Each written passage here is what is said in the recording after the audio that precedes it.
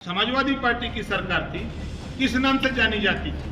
गुंडों की सरकार। आपने जिक्र किया कुशीनगर, समाजवादी पार्टी के गुंडों ने इस तरह के किया है। जांच हुई, एडीजी ने जांच किया, डीआईजी ने उसमें, डीजीपी ने उसमें इन्वॉल्व हैं, सब लोग लगे हुए हैं। एसपी वहां आकर खुल के बयान देता है।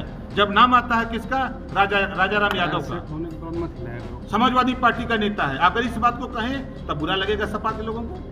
सपा के सारे नेता कुशीनगर के उसको बचाने में लगे हैं। क्यों नाम निकलवाया उसका? जब अपराधी अपराध करता है तो आप उसकी क्यों मदद करते हो? इसका मतलब आप गुंडों को संरक्षण देते हो। ये कहना बुरा है। अभी के नेता उसमें इन्वॉल्व हैं, क्या कहा जाए उसको? समाजवादी पार्टी थोड़ा हम कह रहे हैं, समाजवादी पार्टी के नेता इन्वॉल्व हैं। आगे सामने हम दे दें, क्यों छुड़ाया उनको? उनकी सिफारिश क्यों हो रही है? बीते दिनों कुशीनगर में बेटे अरविंद राजभर पर हुए हमले को लेकर सुभाषपा अध्यक्ष ओम प्रकाश राजभर ने समाजवादी पार्टी पर आरोप लगाया है।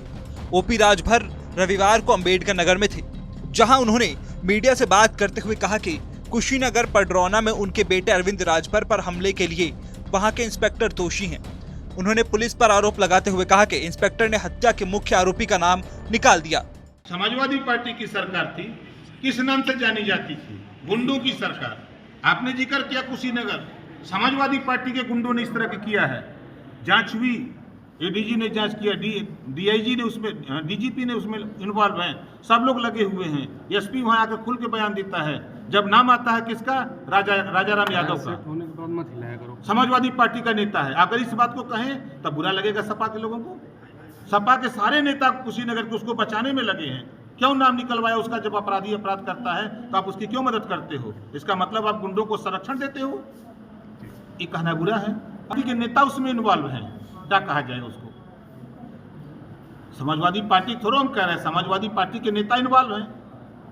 आगे सामने हम दे दें, क्यों छुड़ाया उनको? उनकी सिफारिश क्यों हो रही है? ओपी राजभर ने कुशीनगर सपा नेताओं पर आरोप लगाते हुए कहा कि सपा के गुंडे को बचाने के लिए सभी सपाई एक हो गए हैं। सपा की सरकार गुंडों की सरकार के नाम से जानी जाती थी। समाजवादी पार्टी की सरकार थी, किस नाम से जानी जाती थी? गुंडों की सरकार। आपने जिक्र किया कुशीनगर, समाजवादी पार्टी के गुंडों ने इस तरह के किया है। जांच हुई, एडीजी ने जांच किया, डीआईजी ने उसमें, डीजीपी ने उसमें इन्वॉल्व हैं, सब लोग लगे हुए हैं। एसपी वहां आकर खुल के बयान देता है। जब नाम आता है किसका, राजाराम यादव का, समाजवादी पार्टी का नेता है। अगर इस बात को कहें तब बुरा लगेगा सपा के लोगों को। सपा के सारे नेता कुशीनगर के उसको बचाने में लगे हैं। क्यों नाम निकलवाया उसका? जब अपराधी अपराध करता है तो आप उसकी क्यों मदद करते हो? इस दौरान राजभर ने सपा पर मुसलमानों को ठगने का आरोप लगाते हुए कहा कि प्रदेश में 4 बार उनकी सरकार मुसलमानों के वोटों के सहारे बनी, लेकिन नौकरियों में उनकी संख्या घटती चली गई। इस दौरान उन्होंने कहा कि आजादी के समय नौकरियों में मुसलमानों की हिस्सेदारी 38% थी। कांग्रेस, बसपा और सपा ने इतना विकास किया कि अब ये सिर्फ 1% आ गए हैं। राजभर ने कहा कि सपा ने मुसलमानों के साथ भी ठगी की है। 4 बार मुसलमानों का वोट लेकर सपा ने सरकार बनाई, लेकिन डिप्टी सीएम किसी मुसलमान को बनाने के बारे में नहीं सोचा। अगर ये कहते हैं कि कांग्रेस और बीजेपी ने पिछड़े दलित का हिस्सा लूटा, तो पिछड़े दलित अगर दोनों नेता हो, मायावती अखिलेश, तो तुम दोनों लोग क्यों एक नहीं हो जाते हो? चिल्ला रहे हो तो जब हाईकोर्ट ने आदेश दिया तो आप एक समान शिक्षा क्यों नहीं लागू कर दिए? ये अगर कहना गुनाह है तो मैं बार बार इस बात को कहूंगा।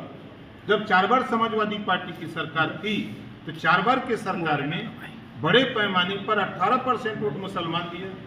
चलो हमने मान लिया कि राजभर नहीं दिया, पटेल नहीं दिया, बिंद की वोट मल्लाह निषाद नहीं दिया, आरा कर्कबंसी बंजारा बहलिया घंघाट नहीं दिया, लेकिन जो दिया उसके लिए आपने क्या किया? डिप्टी सीएम भी तो मुसलमान को बनाने की सोच नहीं आई। 4 बार सरकार बनी, कभी सोचा उनके विषय में? इतना डेवलप किया आप लोगों ने मिलकर के। इतना बुरा लग रहा है कि इतना डेवलप किया कि आज़ादी के बाद नौकरियों में 38% मुसलमान था। कांग्रेस ने विकास किया, सपा ने विकास किया, बसपा ने इतना तेज विकास किया कि आज 1% नहीं रह गए हैं।